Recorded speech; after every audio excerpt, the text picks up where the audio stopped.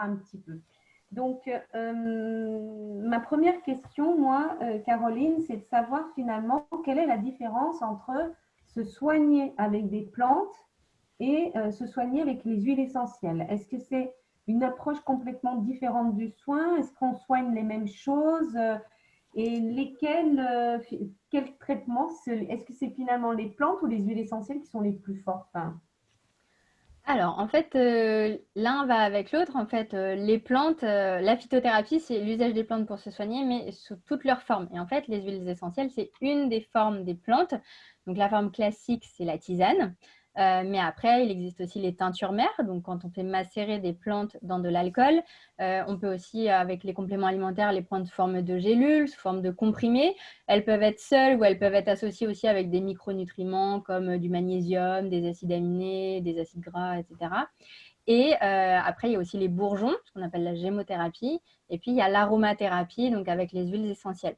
Donc, en fait, tout ça, c'est différentes branches, mais en fait, qui appartiennent à une branche unique qui est la phytothérapie. Après, c'est vrai que la phytothérapie au sens classique du terme, l'usage de la tisane, c'est un usage qui est multimillénaire et en fait, on a un empirisme et des traditions vraiment très longues de cet usage-là des plantes, alors que l'aromathérapie, c'est une discipline qui est beaucoup plus jeune en fait. Et, euh, et voilà. Et en fait, selon les pathologies, on va utiliser plutôt l'un, plutôt l'autre, et parfois les deux en complément. Un truc basique, mais les troubles du sommeil, par exemple, souvent on va préconiser plutôt des plantes en tisane, de la mélisse, de l'aubépine, de l'éleutérocoque, enfin des plantes qui vont calmer, gérer le stress. Et à côté, on fera respirer des huiles essentielles, de petits grains bigarades, de lavande fine, de camomille noble, où on les fera aussi ingérer, où on les utilisera en massage ou en diffusion dans l'air. Donc du coup, en fait, c'est très... pour moi, l'un ne va pas sans l'autre. Et c'est d'ailleurs pour ça que quand j'ai commencé avec les plantes, parce qu'il faut bien l'apprendre par un bout. Mais en fait, plus j'apprenais, plus je me rendais compte que sur certaines pathologies, la phyto en tisane ou en gélule ou en teinture, elle a ses limites. Et l'aromathérapie, elle a quand même une puissance et une force de frappe qui est beaucoup plus forte. Et sur un truc comme les infections urinaires, une tisane de bruyère, ça fait déjà très très bien le travail. Mais quand on rajoute des petites capsules d'huile essentielle d'origan ou de sarriette, ça marche encore mieux en fait et on enraye plus le risque de pyélonéphrite par exemple. Donc voilà, c'est des choses qui vont généralement ensemble. Et voilà, après il y a des thérapeutes qui ne font que l'un ou que l'autre. On peut déjà faire beaucoup de choses déjà avec que l'un ou que l'autre. Ah bah, déjà, c'est sympa d'avoir un peu cette approche globale parce que c'est vrai que c'est pas simple de savoir, et justement, on en parlera ce soir en fonction des différentes questions, comment utiliser ces différentes formes en fait. Mm. Euh, Est-ce qu'il y a eu des études qui prouvent que les plantes et les huiles essentielles sont aussi efficaces que les médicaments? Oui. Et si oui, sur quelle pathologie? Est-ce que... Alors, moi, je suis bien placée pour le savoir parce que je suis chroniqueuse dans de la presse scientifique où je dois sourcer tout ce que je raconte. Et donc, quand je dis, là, typiquement, ce que je viens de vous dire, que la bruyère, ça soignait les cystites, faut que je l'étaye avec une étude scientifique et une étude que je trouve toujours sur l'humain. Je ne vous sors pas les études tirées sur les rats ou les souris qu'on peut plus facilement trouver. Mais je suis toujours assez épatée parce que vous savez, le végétal n'est pas brevetable et c'est pour ça, souvent, on dit qu'il n'y a pas d'intérêt pour l'industrie pharmaceutique de formuler des produits à base de plantes parce qu'elle ne peut pas faire d'argent sur ça. Hmm. Et donc, on se dit que vu que c'est souvent l'industrie pharmaceutique qui finance beaucoup de recherches scientifiques, du coup, il y en a peu liées aux plantes. En fait, c'est faux. Et moi, je suis toujours toujours surprise, mais dans le sens agréablement surprise, du nombre de publications scientifiques qu'il y a sur les plantes et sur les humains. Et en fait, ça s'explique parce que, en vrai, dans le monde, il n'y a que 30% de la planète qui se soigne avec l'allopathie. Donc, l'allopathie, c'est les médicaments classiques vendus en pharmacie. 70% de la planète se soigne encore avec les médecines dites traditionnelles, donc avec les flores locales qu'on a tous sur chacun des continents sur lesquels on vit. Et, euh, et du coup, il y a des pays comme l'Iran, par exemple, qui publient énormément parce que là-bas, ils n'ont pas un accès à l'allopathie comme nous. En Amérique latine aussi, il y a beaucoup de publications. En Afrique aussi, parce que justement, c'est des populations qui sont moins riches que les nôtres, qui n'ont pas les systèmes de santé que nous, on a.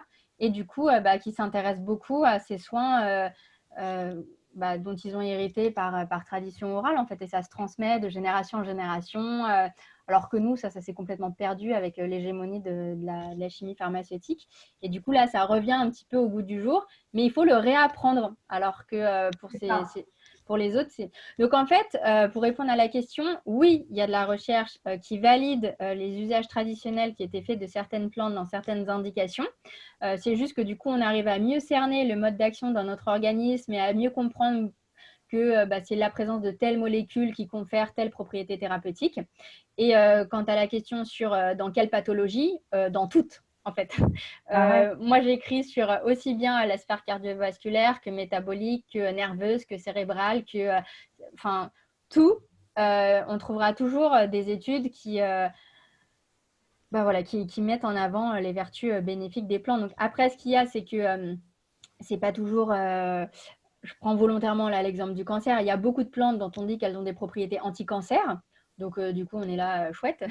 Sauf que là, pour le coup, dans les études, même en in vivo, hein, chez l'humain, le truc, c'est qu'il y a beaucoup de maladies qui sont multifactorielles. Et quand on dit qu'une plante est anti-cancer et que justement, on vient d'avoir un diagnostic de cancer et qu'on serait tenté d'avoir recours à cette plante parce qu'on dit, attends, la science, elle le dit, elle le montre, elle le prouve, donc pourquoi pas.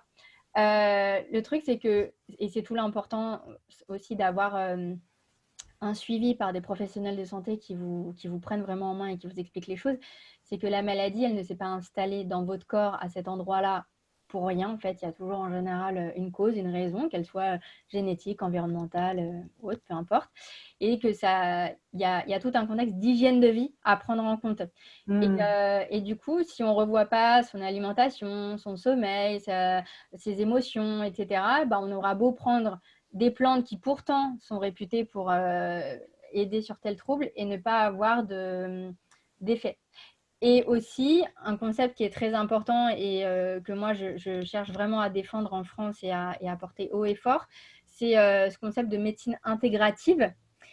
La médecine intégrative, c'est comment on vient intégrer à la médecine classique, donc la médecine avec les médicaments, justement, toutes ce qu'on appelle les médecines douces. Alors moi, j'aime pas ce terme parce que c'est pas des médecines si douces que ça, mais plutôt, je préfère le terme de médecine complémentaire, que sont la nutrition, hein, la science de l'alimentation, que sont les plantes, les huiles essentielles, les champignons, la micronutrition, l'homéopathie, l'ostéopathie, enfin, toutes ces branches-là.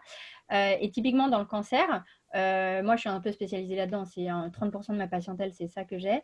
En fait, nous, même si on est des pourfendeurs de la médecine naturelle, on n'est pas des anti-allopathies. Ça, je pense que c'est un message important à faire passer. Et donc, du coup, on vient montrer que justement, chez des patients qui sont en chimio anti-cancer ou en traitement par radiothérapie, que quand elles prennent des plantes, eh bien justement, elles vont mieux tolérer leur traitement, qu'elles vont avoir des bilans sanguins qui sont meilleurs que les personnes qui n'en prennent pas et qu'elles vont avoir une qualité de vie qui va être améliorée et qu'elles vont avoir une moindre polymédication. Polymédication, c'est quand on donne plein de médocs pour plein de trucs, ou genre si vous avez un cancer et que ça vous met déprimé, on vous met un antidépresseur dessus. Si vous avez un trouble du sommeil, on vous met un somnifère dessus. Vous êtes constipé, on vous met un laxatif dessus. Et du coup, vous êtes dans une ribambelle de traitements qui fragilise encore plus votre corps, alors qu'au naturel, on pourrait essayer de vous donner des palliatifs pour ne pas avoir cette suraddition de médicaments qui est jamais neutre en fait.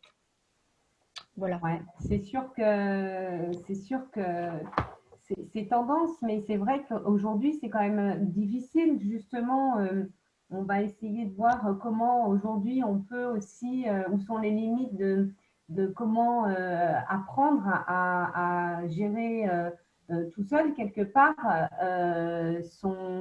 comment on peut réussir à se soigner grâce aux plantes d'une manière un peu autonome. Mais il y a quand même des questions. Moi, par exemple, j'essaye aussi de m'y mettre, mais quand il y a quand même des questions, même si des bouquins que l'on peut trouver nous apportent des solutions, est-ce que par exemple on peut associer des traitements phyto et aromas pour des maux, par exemple au quotidien, comme le rhume, la toux et l'eczéma? C'est-à-dire si on cumule, est-ce que si par exemple j'ai un bouquin sur l'aromathérapie et des tisanes sur des solutions sur la toux et j'ai des huiles essentielles pour la toux, est-ce que je peux prendre les deux ou à l'inverse, ou même Si par exemple, je vais avoir des douleurs de règles, je vois qu'il y a une personne qui en parle, des douleurs de règles, et derrière ça, des douleurs de digestion, est-ce que je peux prendre des huiles essentielles et pour l'un et pour l'autre en même temps? Combien de temps? C'est compliqué d'essayer de s'initier tout seul en fait. Ben, c'est pour ça que moi, comme je fais un peu de tout, donc je fais à la fois de la nutrition, à la base je suis diététicienne nutritionniste, hein, c'est mon métier officiel. Donc moi j'ai une approche par l'alimentation, par les plantes, par les huiles essentielles, par la micronutrition et, euh, et, et voilà, et tout ce qui est complément alimentaire au sens large. Donc en général, dans plusieurs bouquins que j'ai pu écrire, j'ai cette approche un peu globale qui vous dit que voilà, vous pouvez cumuler et des plantes et des huiles essentielles pour un même trouble, mais on peut aussi en cumuler pour des troubles différents. Le problème, c'est que quand vous avez en plus de ça des médicaments allopathiques, souvent vous n'êtes pas au fait des risques d'interaction qu'il peut y avoir entre les deux. En plus, dans tout un tas de bouquins, les interactions ne sont parfois pas indiquées. C'est toujours dommage. Moi, j'essaie de mettre un point d'honneur à ce que toujours ce soit le cas. Après, il y a encore toujours des petits oublis, mais c'est plutôt rare. Et du coup, c'est pour ça que les bouquins, vous aurez beau... Enfin, moi, j'en ai écrit 9, donc j'en ai quand même écrit. Mais ça ne remplacera jamais une consultation, en fait, avec un praticien de santé qui a une vision globale et holistique de votre aide, de votre personne, de tout votre passif, et qui va comprendre, en fait, c'est quoi, à la base, le problème initial et duquel découle tout un tas de troubles que vous avez. Et donc, du coup, c'est pour ça que c'est toujours bien d'aller consulter. C'est pas parce qu'on consulte une fois qu'on va devoir consulter 15 fois dans l'année et qu'on va avoir un budget dingue de consultation, hein. C'est loin d'être le cas parce que justement, nous, ce qu'on fait, c'est qu'on vous autonomise et on vous responsabilise dans votre santé. On vous apprend à redevenir acteur de votre santé. Et ce qui est une dimension qui est complètement occultée avec notre système de soins actuel, parce que notre système de soins, vous avez le médecin qui est omniscient, il a sa blouse blanche et lui, il sait tout. Vous savez rien. Et quand vous sortez de là, en général, vous n'en savez pas plus parce qu'il ne vous explique rien. Alors, ce n'est pas toujours de sa faute, hein, je ne tape pas dessus. C'est qu'il y a le système de santé qui est derrière, qui chronomètre en fait toutes les consultations et que quand vous recevez des patients 6 minutes top chrono, une fois que vous avez rapido cerné sa problématique et que vous lui faites son ordonnance, il n'y a plus de temps qui est fait pour justement expliquer pourquoi il a son trouble, pourquoi du comment, l'intérêt de ce traitement que vous lui donnez. Et voilà, et c'est ce qui fait que les gens, quand ils arrivent chez nous, on a des formats de consulte. Donc, quand je dis nous, c'est tous les phytothérapeutes, tous les naturopathes, tous ces professionnels de santé qui ont une vision globale de la santé. On a des formats d'1 heure, 1h15, donc qui permettent un petit peu de dégrossir tout ça, d'expliquer les choses aux gens. Et du coup, quand on explique, les gens ils comprennent. Et si on comprend, on s'implique mieux aussi. Et du coup, on comprend les liens de cause à effet qui font que dans notre hygiène de vie, on a pu faire ça, qui du coup ont telle répercussion derrière. Et du coup, si on change ce maillon-là dans notre hygiène de vie, on remet en place un cercle vertueux qui permet de limiter la chronicité du trouble. Et ça, ce n'est jamais fait en médecine allopathique classique. Et pareil, en médecine, vous allez voir votre toubib quand vous êtes malade. On ne fait jamais de prévention. Alors que je prends 2 troubles tout bêtes, mais en hiver, n'attendez pas d'avoir un rhume, une grippe ou une gastro pour prendre soin de vous. Nous, en herboristerie, on voit les gens qui débarquent à réclamer leur propolis, leur huile essentielle de Ravinsara, d'arbre à thé, tout ça. Mais en fait, c'est dès le mois de septembre qu'il faut faire des cures pour renforcer son système immunitaire parce qu'on a des plantes qui sont capables justement de booster vos globules blancs, qui sont vos petits soldats de défense et qui permettent de mieux résister aux infections. Pareil, là, on arrive dans l'été. Si vous savez que vous avez une circulation veineuse qui n'est pas top et que vous êtes toujours sujet aux jambes lourdes, à avoir des chevilles en poteau l'été, n'attendez pas la canicule pour faire des cures de vigne rouge, de cassis, d'amamélis. C'est là maintenant qu'il faut les faire. Et en fait, une fois que les gens ils ont pris ce pli de se dire attends, là on va arriver dans telle saison où en général j'ai tel truc, genre aussi pareil pour les pollens et les allergies saisonnières. C'est dès le mois de février qu'il faut faire des trucs pour les allergies. Il ne faut pas arriver d'être au pic de pollen en mai pour prendre des choses. Et en fait, dès que les gens ils pigent ça, et quand on leur explique, ils comprennent assez vite et bien, et en fait, après, d'année en année, de mois en mois, voilà, ils mettent en place des petites routines qui font qu'ils renforcent leur terrain un petit peu défaillant et que du coup, ils tombent moins malades et qu'ils ont moins à traiter plein de trucs en même temps. Alors, pour répondre... c'est prendre conscience finalement de notre santé d'un point de vue global, C'est ça. plutôt avoir une approche globale plutôt que d'arriver, de penser comme on le pense actuellement, hein, d'aller chez C'est le ça. médecin pour aller se faire soigner. Donc, Après, même si souvent, la plupart des gens, hein, donc je parle aussi bien en vente, parce que moi je travaille aussi à l'herboristerie du Palais Royal, donc là c'est une boutique, donc j'accueille beaucoup de clients. Donc que ce soit en vente ou que ce soit en cabinet libéral, les gens souvent ils arrivent comme ça la première fois dans une boutique ou un cabinet en mode je suis malade, donnez-moi quelque chose, je veux éviter le médoc, qu'est-ce que je prends? Mais en fait, nous le but c'est on fidélise beaucoup les gens pour justement leur faire prendre conscience que bah, si ici était pris plus tôt, bah, justement, on n'en serait pas là aujourd'hui.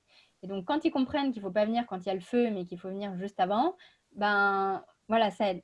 Et là, pour répondre à la question de l'adolescente qui a des douleurs de règles les premiers jours, ça, en général, c'est donc, ce qu'on appelle le syndrome prémenstruel, hein, donc, qui peut être assez large. Hein, ça peut être donc, classiquement la douleur dans le bas-ventre, la douleur du dos, les tensions dans les seins, l'irritabilité, les sauts d'humeur, les boutons sur menton et front, hein, qui sont vraiment des zones hormonales.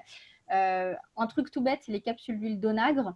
L'onagre, c'est une huile qui a des molécules anti-inflammatoires. Donc, le syndrome prémenstruel, c'est de l'inflammation. Et en plus, qui travaille au niveau de l'hypophyse dans le cerveau. Et l'hypophyse, c'est un peu le chef d'orchestre au niveau hormonal qui envoie des infos aux ovaires de sécréter telle hormone à tel moment du cycle, en telle quantité. Et donc, du coup, c'est très régulateur. Et du coup, pour cette jeune fille, bah, si elle prenait déjà 3-4 jours avant ses règles 2 capsules d'huile d'onagre tous les soirs, et pendant ses règles douloureuses, les capsules, elles se les mangent comme des bonbons. On peut en prendre jusqu'à 10 par jour. Hein. Donc, on les avale 2 par 2. C'est des petites capsules en général. Hein. L'ONAC, c'est jamais des gros trucs énormes comme les oméga 3. C'est tout petit. Et on en avale 2 le matin, 2 le midi, 2 l'après-midi, 2 le soir, voire 2 de plus si besoin. Et en fait, vous verrez que du coup, on n'a plus besoin de prendre les Prontalgine, je ne sais même plus les médicaments qu'on donne pour ça, mais voilà, tous les médicaments antidouleurs, et ça marche nettement mieux qu'un space-fond. Et surtout, ça régule le terrain. Parce que le gros problème des médicaments, c'est qu'ils soignent un symptôme, mais ils ne régulent pas un terrain. Donc en fait, sur le coup, vous avez une meilleure qualité de vie parce que vous êtes moins douloureuse, mais le mois suivant, vous aurez de nouveau votre trouble. En fait, vous ne réglez rien de la cause. Nous, en phyto, on essaye toujours de travailler la cause et de se dire, ben là, si le problème, c'est une hyperœstrogénie parce qu'au niveau du dialogue hypophyse-ovaire, ça déconne un peu, il y a toujours le foie aussi au milieu hein, qui participe de ce dialogue-là. Nous, si cette jeune fille, je l'avais en consultation, voilà, on ferait systématiquement un drainage du foie parce que le foie, c'est lui qui recycle tous les vieux oestrogènes du cycle précédent. Et du coup, quand il fait mal ce travail, il s'accumule dans le sang, ça fait une hyperœstrogénie et ça fait tous ces symptômes inflammatoires qu'on a et tous ces symptômes. Donc, du coup, on préconise ça. Et puis après, on met en place donc, des capsules d'huile d'onagre. On peut mettre aussi en place du gâtillier, du millefeuille, enfin, toutes ces plantes qui vont avoir des effets de régulation. Et en fait, ce qu'on observe, c'est que ces jeunes filles ou même ces femmes, quand elles prennent ça sur 3, 4, 5, 6 mois, après, ça part. Et c'est pareil sur les allergies saisonnières. Moi, j'ai des patients, et pendant 3 ans, je les ai pris en charge. Et là, cette année, ils m'ont dit, mais là, je ne souffre plus. Alors que c'est ça quelque leur chose qui pourrit. doit s'installer, quoi. C'est du long terme. Enfin, faut comprendre C'est ça. c'est quelque chose qu'il faut apprivoiser finalement. Oui, mais en fait, ce qu'on dit, c'est que typiquement dans le cas des règles douloureuses ou des allergies, je reprends ces 2 exemples, mais les règles, c'est un truc qu'on a tous les mois. Et les allergies, c'est un truc avant, il y a 10 ans, moi j'ai commencé à bosser il y a 10 ans. J'ai l'air jeune comme ça, mais ça fait 10 ans que je bosse. J'ai 33 ans, je le dis toujours parce que je fais toujours beaucoup plus jeune que mon âge. Mais il y a 10 ans, les allergies, c'était un truc qu'on traitait 3 mois par an. Maintenant, les allergies, c'est un truc qu'on traite 8 mois dans l'année. En fait, les pollens, c'est un peu un truc qui, avec le réchauffement climatique, etc., la pollution, à Paris, je traite ça 8 mois par an. Et du coup, les gens qui prennent de l'Aerius, du Xyzal, la cetirizine, enfin tous ces médicaments-là, ils les prennent de toute façon en chronique. Donc, j'ai envie de dire, Magali, que vous preniez des plantes ou des médicaments, de toute façon, vous devez prendre un produit pour soulager vos règles ou vos allergies. Donc, nous, ce qu'on dit, c'est autant que ce soit des plantes ou des produits naturels. Ah oui. Et pour que justement, un jour, vous n'ayez plus besoin d'avoir recours à ces produits-là. Et ça, on y arrive. Alors, on n'y arrive pas dans toutes les pathologies, hein, je ne dis pas ça. Mais typiquement, dans ces 2 troubles-là, syndrome prémenstruel et les allergies, c'est des choses qu'on voit souvent quand justement les gens font aussi l'effort de revoir en profondeur leur hygiène de vie, leur alimentation et de prendre les bons produits naturels qui renforcent ces terrains défaillants à chaque fois. Ah non, mais c'est passionnant. Moi, je suis convaincue, hein. Donc, après, c'est intéressant de comprendre tout ça. Angélique, est-ce qu'il y a des questions? Une question, c'est, on a pas mal parlé justement de consulter, etc. Mais comment on fait pour trouver un bon phytothérapeute pour éviter de tomber sur un charlatan ou quelqu'un qui se colle une étiquette de phytothérapeute? Oui, Ouais, parce que alors, c'est assez tendance. Alors, du coup, il y en a plein qui… comment être sûr qu'on va consulter quelqu'un de sérieux? ben, en soi, vous ne pouvez pas des masses, hein. En fait, le titre de phytothérapeute, ce n'est pas un titre officiel. Il n'a pas de reconnaissance. Comme tous les trucs qui se terminent par thérapeute en France, si ce n'est le kiné, kinésithérapeute, c'est le seul mot en thérapeute qui est reconnu. Tous les autres, tout le monde peut se réclamer d'être phytothérapeute parce que c'est pas en général, c'est des DU. Donc, les DU c'est reconnu officiel. Enfin, il y a une reconnaissance académique, mais il n'y a pas une reconnaissance officielle. Donc, moi, à la base, je suis diététicienne, mais il y a des phytothérapeutes qui, à la base, sont des naturopathes ou qui, à la base, sont rien du tout. Ils sont juste reconvertis. Ils étaient dans la banque, ils ont fait des formations en phyto, ils se mettent phytothérapeutes. Ça ne veut pas dire qu'ils sont mauvais. Après, il y a le site Médoucine. Médoucine, c'est un site internet qui référence des professionnels de santé sur référence justement de leur diplôme, de leur formation, de leur stage et d'un quota d'heures spécifiques qui leur permettent de dire bah oui, j'ai de la compétence en tel domaine. Et donc, du coup, c'est un portail de toutes les médecines douces. Donc, vous avez les phytothérapeutes, vous avez aussi les aromathérapeutes, vous avez les sophrologues, enfin, tout ce courant-là des thérapeutes de médecine alternative ou complémentaire. Et donc, ça, c'est un site fiable où vous pouvez trouver. Et puis, après, ce qu'il y a, c'est que on a tous aussi nos affinités. Il y a des thérapeutes qui vont être très bien pour prendre en charge vos problématiques hormonales, par exemple, et puis qui vont être très nuls pour prendre en charge vos troubles métaboliques, votre début de diabète, votre hypercholestérolémie, par exemple. Et c'est pas qu'il est nul, c'est juste que c'est pas forcément son terrain de prédilection, qu'il a peut-être eu peu de patients qui étaient touchés par cette maladie-là, qu'il a jamais vu ça en stage ou voilà. Et du coup voilà, faut pas forcément lui coller l'étiquette de qu'il est nul ou qu'il est bon. Moi, je dis que le bouche à oreille, c'est quand même un truc qui marche bien. Ce qui est hyper important pour moi, c'est la relation. C'est pour moi, quand vous allez consulter quelqu'un, vous devez tomber. Ça paraît toujours naïf de dire ça, mais je le dis toujours. Mais faut tomber sur quelqu'un de gentil. Si la personne en face de vous, elle vous tire une tranche de prison et que elle n'est pas sympa, elle n'est pas dans l'empathie, elle ne vous laisse pas parler et elle est là à vous donner un polycopier qu'elle donne à tout le monde et des produits de labo qui coûtent une fortune et voilà.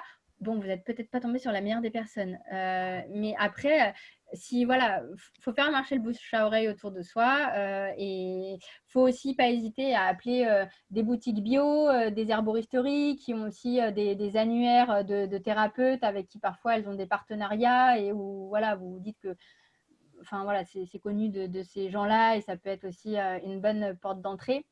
Et après, dans les naturopathes, un naturopathe n'est pas forcément phytothérapeute. Un naturopathe, c'est un praticien de santé qui a 10 cordes à son arc, en fait. Donc, dans les 10, il y a la phytothérapie, il y a l'alimentation, il y a les massages, il y a l'iridologie, il y a plein de branches. Et en fait, en phyto, quand il sort de sa formation, en général, il est moyen. Pour se dire phytothérapeute, il faut en général qu'il refasse des formations, des séminaires annexes. Donc, mais ceci dit, avec toutes les astuces et les recommandations qu'il peut vous faire mettre en place, ça peut suffire. Donc, un naturopathe, les naturopathes, en fait, ça fleurit en France. Donc, il y en a plein dans toutes les régions. Il n'y a pas de désert de naturopathie, alors qu'il y a des déserts de phytothérapeutes. Donc, voilà. Et après, quand vous voyez qu'il a des limites, normalement, un bon naturo, c'est quelqu'un aussi qui sait dire ses limites. Moi, quand j'estime avoir fait le tour de la question avec quelqu'un sur une problématique et je me dis, mais zut, là, j'ai plus rien pour l'aider, je vais donner telle plante, tel micronutriment, tel truc d'Ayurveda, tel truc de fleur de bague et je n'y arrive pas, je délègue en fait. Je vais déléguer à mon collègue ostéo pour aider manuellement. Je vais déléguer à ma collègue sophro qui va aider sur la relaxation. Voilà. Et du coup, moi, j'ai des patients au cabinet qui sont suivis à côté par des naturopathes. Et en fait, mes patients nous voient tous les deux et je n'y vois pas du tout de concurrence ou de gêne. En fait, c'est que chacun est complémentaire. Et puis, c'est toujours bien aussi d'avoir un regard neuf sur un trouble de santé quand on est suivi par quelqu'un, même si on lui porte de la confiance et de l'estime. Quand on voit que lui-même, il est dans l'impasse, d'aller voir un autre professionnel, c'est pas forcément le trahir, mais c'est justement voilà, avoir un avis, un coup d'œil autre. Et du coup, avoir un autre protocole thérapeutique qui peut tout aussi bien marcher ou qui peut être complémentaire du premier qui avait été mis en place et qui était devenu insuffisant. Donc, ouais, mais c'est vrai que on peut traiter de tout. En gros, on peut se faire prévenir de tout. Et le mieux, c'est de se faire donc un diagnostic par quelqu'un un médecin. Le mot diagnostic, c'est toujours médical, Magali. En fait, nous, vraiment, on ne marche pas sur les plates-bandes des médecins. Il n'y a que le médecin en France qui peut porter un diagnostic. Alors, parfois, je suis d'accord qu'on les met mieux que certains médecins, mais à la base, un diagnostic, c'est médical. Et quand on a son diagnostic médical, on peut faire la démarche. Voilà, on peut faire la démarche. Qu'il y ait en place un protocole allopathique ou pas, il y a des maladies qui ne se traitent pas en allopathie et juste on surveille. Je pense à des cancers de la prostate, par exemple, qui sont des cancers en général peu évolutifs chez l'homme. Et il y a plein d'hommes qui ont des cancers de la prostate. Ils n'ont pas de chimio, pas de radio, pas d'opération, rien. Juste on surveille. Moi, j'ai des patients qui viennent et qui disent moi, j'ai ce truc-là en moi, je ne me sens quand même pas très sécure avec ce truc-là. Je voudrais limiter justement son évolution. Qu'est-ce que je peux prendre ? Donc, et puis, il y en a d'autres qui ont un protocole allopathique et qui disent voilà, j'ai ça parce que j'ai une sclérose en plaques, mais je veux avoir des soins de support pour justement mieux les supporter. Qu'est-ce que je prends ? Donc, de la douleur, voilà, faire la démarche. Et le tout, c'est d'avoir vraiment cette vision de coopération et de collaboration plus que d'être dans la compétition, dans le truc moi j'ai raison, toi t'as tort. Voilà. Et on peut tout à fait, et je pense que c'est aujourd'hui le plus intelligent, prendre des médicaments pour un trouble et prendre en parallèle des plantes. Je vous donne un exemple tout bête, mais ça c'est un truc pour moi, ça devrait être une mesure de santé publique à voter. On nous parle qu'un des fléaux là, qui nous pend en nez, c'est l'antibiorésistance. Donc, ça fait 15 ans qu'on nous bassine avec ça en nous disant que voilà, dans 15 ans, il y aura tellement d'antibiorésistance, nanana. Et le problème, c'est que ça fait 10 ans que plus aucun laboratoire pharmaceutique ne met de sous dans la recherche pour trouver de nouvelles molécules antibiotiques. Donc, ça veut dire que là, dans les prévisions, en 2050, donc 2050, on va le voir, on pourra de nouveau remourir d'infections bactériennes qu'avant on traitait avec un augmentin ou une pénicilline. Là, ça ne marchera plus. Et voilà. Un truc tout bête, c'est qu'on sait que pourquoi il y a l'antibiorésistance, parce que les bactéries, en fait, elles s'entourent d'une espèce de carapace qui les rend imperméables à l'action de l'antibio.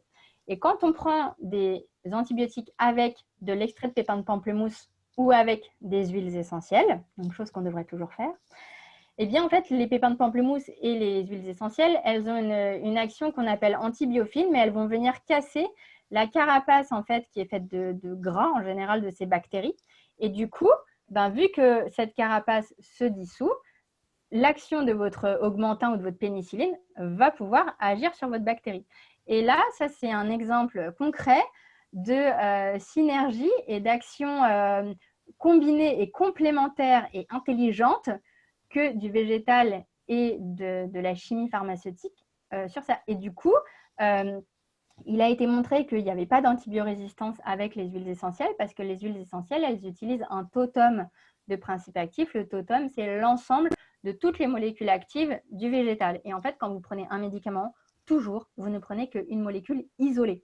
Et c'est beaucoup plus facile pour un germe, que ce soit une bactérie, une levure, un champignon, un virus, de générer de l'adaptation à cette molécule unique en faisant de la résistance, que quand il est face à un cocktail de molécules chimiques face auxquelles il ne va pas pouvoir mettre en place toutes ces résistances.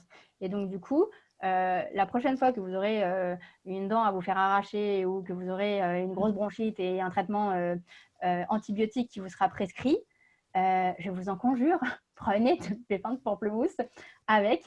Alors, le pépin de pamplemousse, hein, il n'y a aucune contre-indication avec rien du tout. Ce n'est pas comme le jus de pamplemousse qui interfère avec certains médicaments parce que ça joue sur les enzymes du foie. Le pépin de pamplemousse, il n'a pas ce risque-là. Donc, le pépin de pamplemousse, il va chez tout le monde, même les femmes enceintes, même les bébés. On en donne à tout le monde, il n'y a pas de problème. Et justement, ça permet de mieux faire agir votre traitement antibio. Sinon, il y a aussi des capsules d'huile essentielle qui peuvent être bien. Là aussi, il faut se faire conseiller en boutique, hein, mais voilà. Donc, justement, il y a des personnes, des femmes enceintes qui nous ont posé des questions.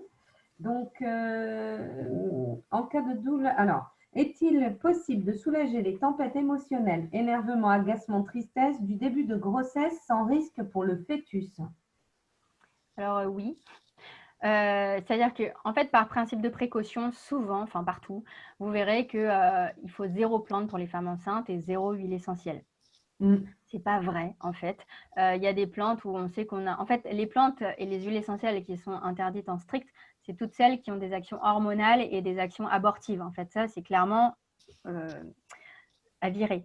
Par contre, après, ce qu'il y a, c'est qu'il y a le fameux principe de précaution. Et en fait, pour des raisons éthiques, on conçoit tout à fait qu'il y a plein de plantes qui n'ont pas été étudiées sur des femmes enceintes. Et donc, on n'a pas forcément de retour empirique, on ne sait pas trop. Le premier trimestre, c'est toujours le trimestre qui est le plus à risque parce que le fœtus, il se construit littéralement. Donc, en fait, on élabore tous ces petits embryons. Et du coup, si on vient mettre des molécules pas top, tout passe dans le liquide amniotique par le placenta. Et c'est… voilà, on fait gaffe. Par contre, en fait, à partir du 4e mois, on peut donner pas mal d'huiles essentielles. Enfin, il y a une quinzaine d'huiles essentielles qui sont très sécures chez la femme enceinte. Et pareil avec les plantes. Alors, pour le premier trimestre, en général, ce qu'on recommande toujours, c'est de prendre les plantes une par une. En fait, on va éviter les synergies. Alors que pour le commun des mortels, on est plutôt en général à recommander des synergies parce que c'est l'idée 1 + 1 = 3 en fait. Donc, une plante qui a la même action qu'une autre, quand elles sont mises ensemble, elles se renforcent. Mais ça peut être tout bêtement de la lavande, en fait, des tisanes de lavande, des infusions de lavande. La lavande, ça joue sur l'apaisement du système nerveux. Donc, ça peut marcher. Les tisanes de camomille peuvent marcher également, les tisanes de verveine, les tisanes de mélisse. Ça, c'est des tisanes qui, très classiquement, quand elles sont bues, ont un effet d'apaisement, de détente du mental, d'action anti-stress, anti-angoisse qui peuvent aider. Et après, les huiles essentielles en olfaction ne sont jamais contre-indiquées tout au long des 9 mois de la grossesse. Donc, respirer une huile essentielle de camomille noble, de lavande fine, de petits grains bigarade, de marjolaine à coquille. Enfin, après, là, il faut aller en boutique. Il y a généralement des testeurs et il faut les sentir parce que si vous trouvez que ça pue, même si ça a des propriétés thérapeutiques, ça marchera moins bien parce qu'on ne s'en fera pas un rituel cocoon et c'est dommage.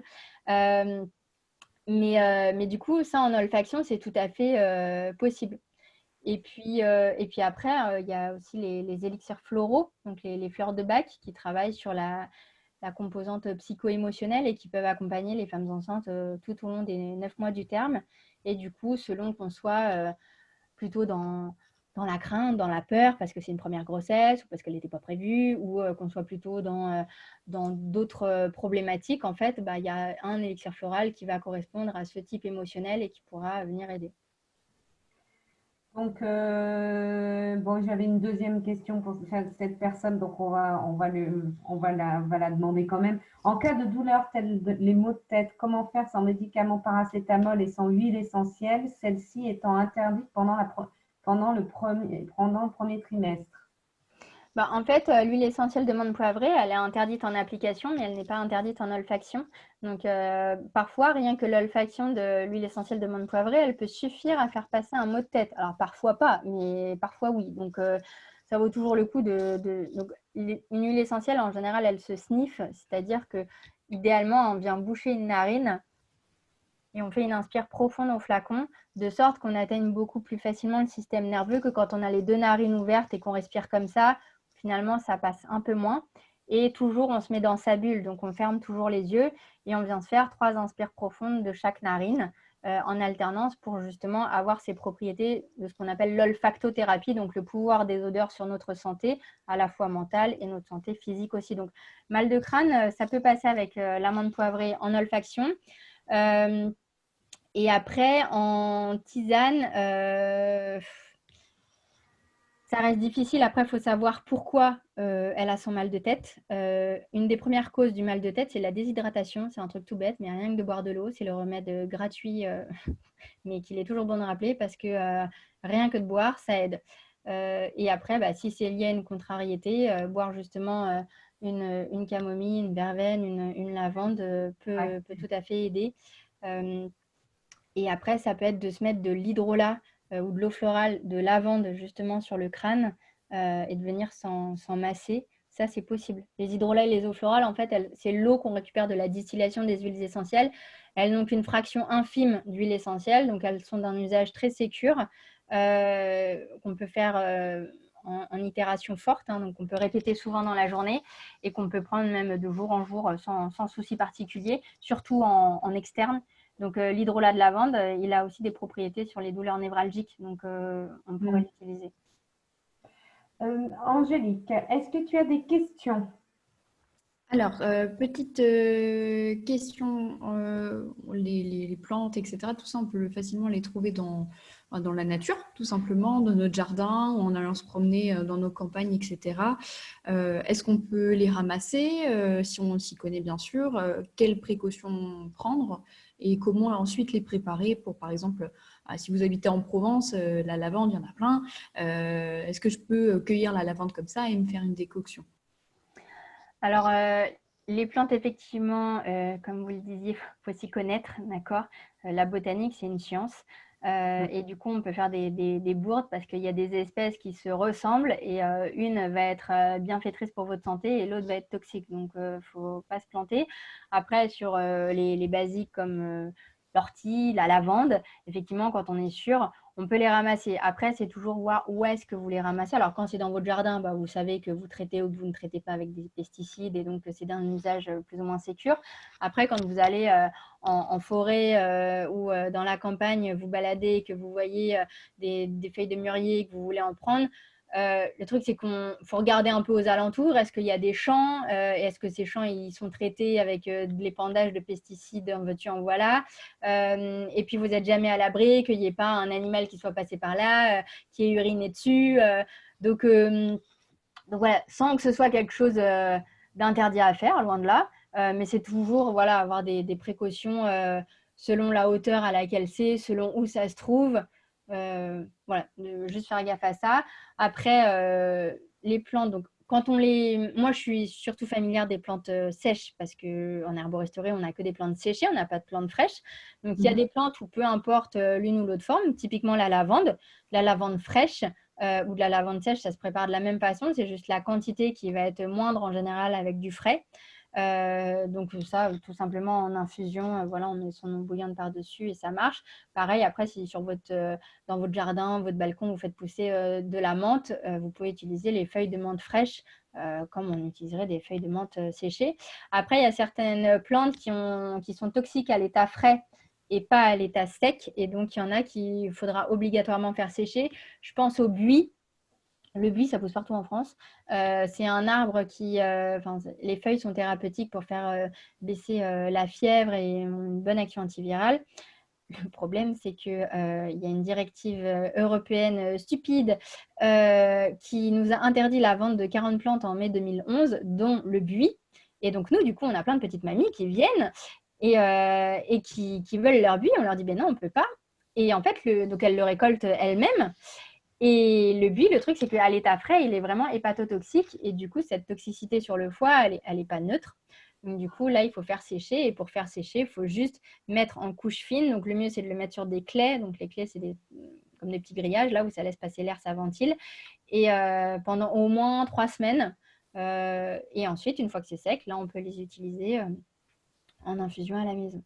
Et pour les conserver, c'est quoi Pour le les mieux? conserver, le mieux, c'est le papier. Alors, tous ceux qui mettent dans des bocaux en verre ou en métal, si tous les jours, vous ouvrez votre bocal pour prendre votre petite cuillère de plante, OK, parce que ça va l'aérer.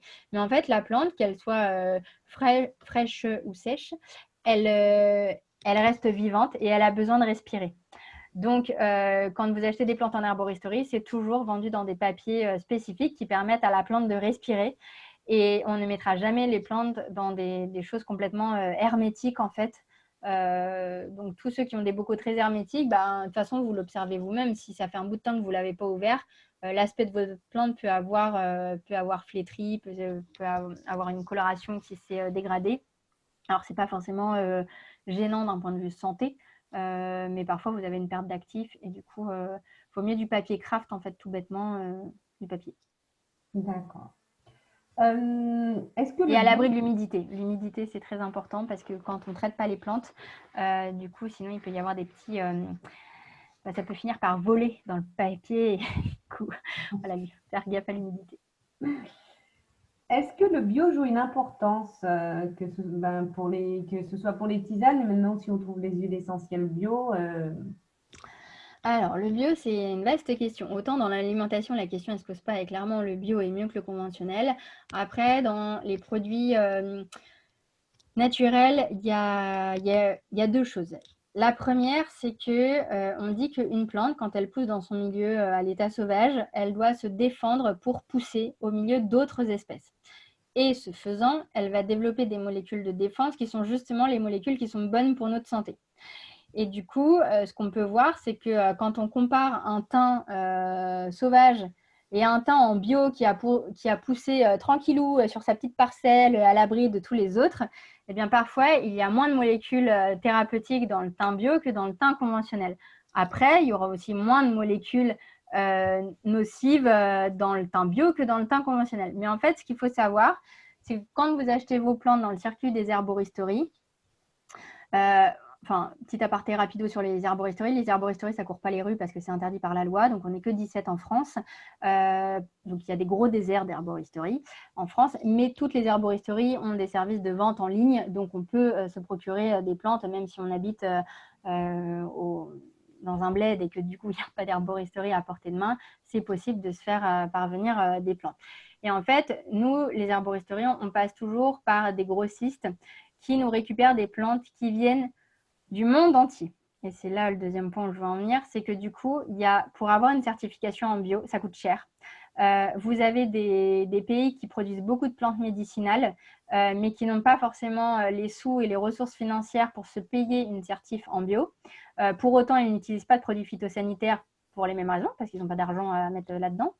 Et en fait, quand vous passez par un grossiste, le grossiste, un de ses jobs, c'est justement de nous faire toutes les analyses, et ça, c'est le cas dans toutes les herboristeries de France.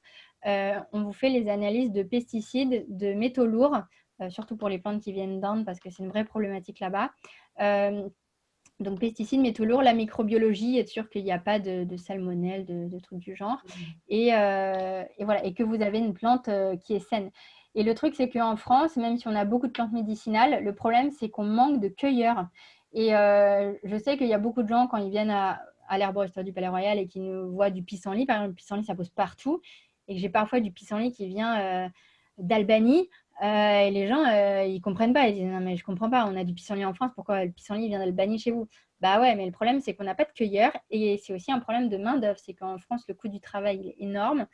En Europe de l'Est, il l'est moins. En Europe de l'Est, ils ont une très grande culture de la plante médicinale en usage thérapeutique. Et du coup, ils préservent tous ces savoirs-là. Ils préservent aussi beaucoup la qualité de leur sol. Et du coup, ce n'est pas plus risqué de prendre des plantes de là-bas quand on sait qu'elles ont été après analysées par nos grossistes et qu'elles sont nickel. Voilà. Après, c'est sûr que quand on peut privilégier le bio, clairement, faites-le. Mais ce n'est pas toujours quelque chose qu'il faut exiger à partir du moment où vous vous fournissez dans un circuit où on est sûr que la qualité de la plante est certifiée et que vous serez du coup dans un bénéfice-risque à consommer la plante qui sera toujours en votre faveur. Après, c'est tout le problème de tous ceux qui font leur petite vente sur les marchés, des gens qui récoltent eux-mêmes dans la nature les plantes. Qui les mettent en sachet, etc., et qui vous vendent leurs petits sachets, eux ne font pas ces analyses-là. Et on a des terrains en France qui sont bien plus pollués que certains terrains d'Europe de l'Est ou d'Espagne ou autre. Donc, voilà, parfois, vous pouvez vous dire, oh, c'est artisanal, voilà, la petite dame, elle est sympathique. Et en fait, ces gens-là, même s'ils font un travail très qualitatif, et ça, je ne le remets pas du tout en question, mais c'est juste qu'en termes de critères sanitaires, ces analyses-là ne sont pas menées. elles ont un coût aussi, hein. Et voilà. Donc voilà, bio, oui, mais pas obligé, quoi. D'autant qu'il y a des plantes qui ne poussent qu'à l'état sauvage, et une plante qui pousse à l'état sauvage, elle ne peut pas être certifiée en bio. C'est pareil pour les produits marins ou pour les produits de la ruche. Enfin, quand je vois de la propolis bio, ça me fait rire. C'est impossible, en fait. C'est juste qu'on fait des analyses, on voit qu'il n'y a rien. Et parce qu'une abeille, on ne peut pas gérer où est-ce qu'elle va butiner. Une algue, c'est pareil. Enfin, les produits marins, voilà, on ne peut pas dire que c'est bio ou pas bio. C'est juste, voilà, exempt de métaux lourds, exempt de pesticides, exempt de, voilà, de produits chimiques, parce qu'il y a des analyses derrière. Donc le bio, c'est un peu, enfin, il faut raison garder sur le bio, il faut avoir du bon sens quant à l'usage du bio. C'est comme dans l'alimentaire, consommer bio mais suremballé qui vient du bout du monde. Pour moi, c'est débile en fait. Vaut mieux consommer du conventionnel français que du bio qui vient de super loin et qui est hyper suremballé. L'idée, c'est d'aller au bout de la démarche et voilà. Eh ben, je suis contente de ces réponses. C'était des questions que personnellement aussi je me posais. Ce qu'on essaye de faire bien, en fait, on est perdu dans ce système, hein. C'est quand même complexe. On a tous l'envie d'arriver à se soigner d'une manière naturelle, mais c'est un parcours et enfin, faut se créer son réseau. Faut petit à petit tester les choses pour pouvoir, au final, trouver les bonnes choses pour nous, quoi, parce qu'il faut trouver le bon thérapeute, il faut trouver les bons produits, il faut quelque part bien sentir ce qui nous gêne pour pouvoir essayer d'y répondre aussi avec le phytothérapeute, si toutefois notre médecin n'a pas fait de diagnostic. Donc, c'est vrai que, et puis, tenir une alimentation saine, essayer d'être en prévention sur les choses un peu qui reviennent tout le temps, le rhume l'hiver, les allergies. Voilà, donc en gros, ça, c'est ce que vous appelez finalement opter pour une hygiène de vie qui est dans la prévention, en fait.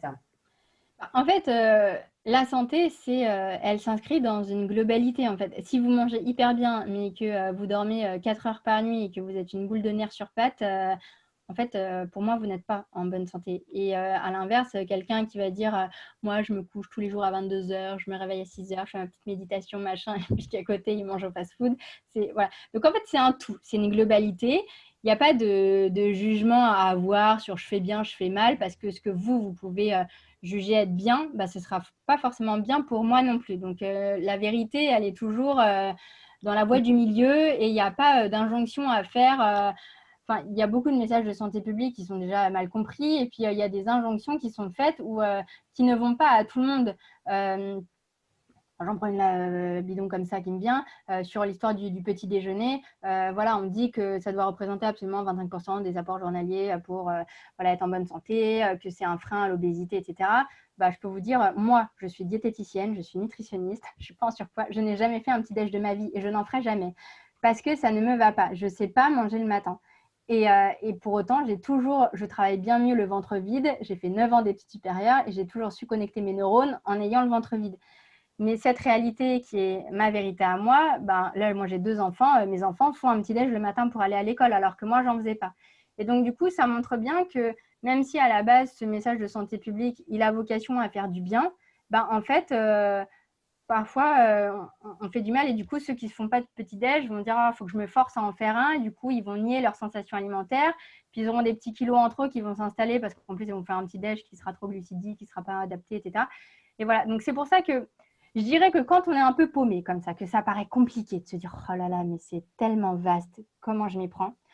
Le premier truc à faire, c'est de tester. Il faut toujours commencer par un bout de toute façon.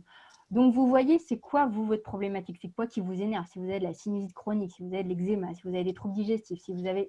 Bref, je ne sais quel trouble. Et vous allez en boutique. Le premier truc, c'est quand même d'aller en boutique bio ou en herboristerie. Parfois, vous avez des jobs étudiants qui n'y connaissent rien, mais parfois, vous avez quand même un naturopathe dans le rayon qui peut vous faire un conseil digne de ce nom et qui peut déjà vous aiguiller et vous aider. Nous, on a plein de gens qui viennent à l'herboristerie qui ne sont pas du tout suivis par des naturopathes ou des phytothérapeutes. Et nous, on fait un vrai conseil. Et du coup, tous les gens qui viennent, du coup, repartent avec une solution à leurs problèmes. Alors, c'est sûr qu'on les sensibilise beaucoup moins sur cette hygiène de vie parce qu'on fait de la vente au comptoir et qu'on ne peut pas rester 1 heure avec ces gens-là. Mais néanmoins, on fait passer des petits messages, on sème des graines. Après, ça germe plus ou moins. Puis après, quand on s'y intéresse, on va lire un article sur Internet, on va entendre une émission à la radio, on va tomber sur un podcast, un truc. Puis après, il y a des infos qui se recoupent. Il n'y a jamais de hasard non plus. Il y a aussi des synchronicités qui se font. Et puis parfois, vous entendez 2-3 fois le même message. Vous dites, ah bah tiens, oui, ça fait 2-3 fois que j'entends. Je vais peut-être le faire. Et du coup, c'est en testant, vous allez voir, là, je voyais dans le chat, pour le diabète, c'est clair que le chrome est une aide précieuse. Ben voilà, Sabrina, elle avait du diabète. Elle s'est dit, bah vas-y, j'ai entendu parler du chrome, je vais m'en prendre, je vais bien voir ce que ça donne sur ma glycémie. Et elle a vu que ça lui faisait du bien.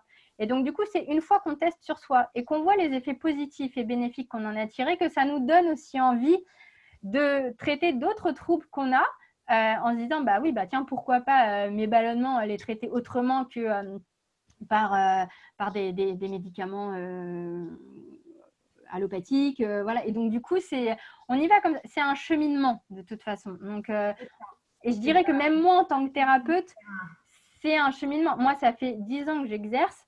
Il y a 10 ans, je ne savais pas tout ce que je sais aujourd'hui. Et en fait, moi, plus j'avance et plus je me rends compte que je ne sais vraiment rien de tout cet univers des possibles. Donc en fait, le tout, c'est de commencer, en fait.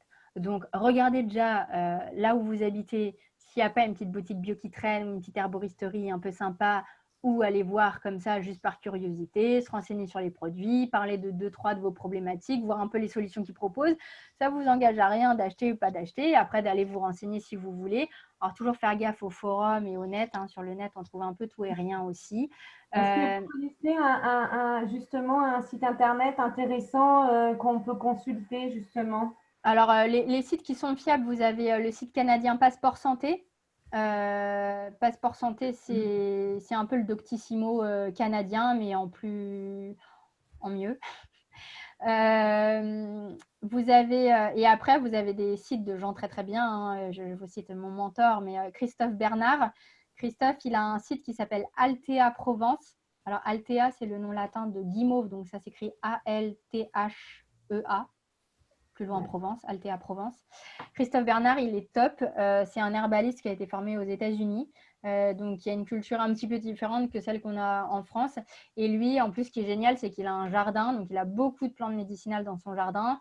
Et voilà, il vous fait des vidéos, des articles où il se balade dans son jardin et il vous dit telle plante, ça sert à tel truc, c'est comme ça qu'on l'utilise, c'est comme ça que vous pouvez faire vous-même votre propre remède si vous voulez faire un macérat huileux, si vous voulez faire une teinture mère, une tisane, voilà. Christophe, il est un peu comme moi, on est deux grands vulgarisateurs de la phytothérapie en France, donc il n'y a pas de jargon, on parle en langage intelligible, on ne va pas vous parler de vertus sternutatoires ou béchiques, on vous dira que ça évite d'éternuer et que c'est bon pour les bronches. Donc du coup, Christophe, il est très bien et son blog est vraiment, à l'heure actuelle, c'est le blog le plus fourni qui soit. Il fait aussi des formations qui sont très bien. Et après, si vous êtes féru de botanique, mais aussi de vertus médicinales, vous avez un super site qui s'appelle Le Chemin de la Nature. C'est encore un autre Christophe, c'est Christophe de Audy, donc 2 plus loin, Audy, H-O-D-Y, qui fait ça. Et lui, en fait, il est en région parisienne, il organise des sorties botaniques au bois de Vincennes. Et il vous montre que déjà, on a une flore, mais d'une richesse dingue dans ce bois de Vincennes. Et il vous apprend à les reconnaître, à les couper, il vous les fait goûter et il vous explique comment dans votre alimentation, vous pouvez les cuisiner, les manger, leurs vertus médicinales quand vous les consommez, du coup, sous forme séchée, d'ampoules, de teinture mère, de tisane, etc. Il est passionnant. Il a aussi plein de vidéos en accès gratuit sur YouTube et sur son site. Il est évidemment sur les réseaux sociaux aussi. Et voilà, c'est un peu les Passeport Santé et Christophe Bernard et Christophe Daudy, c'est les 3 sites que je vous recommande. Au moins, vous vous éparpillez pas, ça va droit à l'essentiel et c'est une info qui est vraie. Écoutez, je vous remercie vraiment beaucoup, Caroline. Je sais qu'on n'a peut-être pas pu répondre à toutes les questions. Donc, veuillez nous en excuser, mais le temps passe et donc il est temps pour nous aussi de vous dire que la semaine prochaine, nous allons avoir un nouveau sujet, un sujet qui va intéresser beaucoup, j'imagine, les parents. Nous accueillerons donc Virginie Limousin, qui travaille en collaboration avec Isabelle Filiosa. Et nous allons parler des ados. Donc, bienvenue sur la planète ado. Ce sera la semaine prochaine, mercredi prochain à 18 h. Et Caroline, je voulais vraiment vous remercier pour toutes ces informations. Cette conférence a été très riche. Donc, surtout, vous allez retrouver tous les bouquins qu'a écrit Caroline Gaillet donc, sur notre site internet. Et le dernier, surtout, qui va être super facile, donc les basiques santé, les tisanes pour se soigner. Donc, n'hésitez pas, c'est en librairie bientôt. Hein, c'est Le 10 juin. Voilà, le 10 juin. Donc, voilà, basique santé, les tisanes qui soignent. Et donc, n'hésitez pas surtout à aller voir sur notre site. Vous en saurez un petit peu plus aussi sur Caroline et qu'on aura le plaisir de retrouver également dans nos journées pour justement, si cette thématique vous a plu, découvrir encore plus la phytothérapie et savoir comment trouver toutes les astuces pour pouvoir être en bonne santé déjà, être en prévention, dans la prévention et pousser un petit peu plus ces explications. C'est sûr que ça mériterait encore plus de temps, mais que voilà, déjà on vous a pris 1 heure de votre temps, puis on vous remercie beaucoup. Moi j'ai appris plein de choses et c'est passionnant. Merci beaucoup en tout cas Caroline. Et merci à toutes les deux pour l'invitation et belle soirée à toutes et à tous et prenez soin de vous au naturel. Merci beaucoup Caroline. Bon, je vous ai mis dans le chat du coup les liens que nous a donné Caroline. Je vous enverrai également toutes les références donc, dans le fameux mail de replay. En attendant, pour ceux qui ne l'ont pas encore fait, allez voir notre tout nouveau site internet. Vous retrouvez toutes les informations sur nos prochaines visios, sur nos intervenants, nos articles aussi de notre blog. Et puis également de nous suivre sur les réseaux sociaux, donc Je Voyage pour moi sur Facebook et Instagram. Merci beaucoup, bonne soirée à tous et à la semaine prochaine. Merci à tous, au revoir. Au revoir. Merci beaucoup.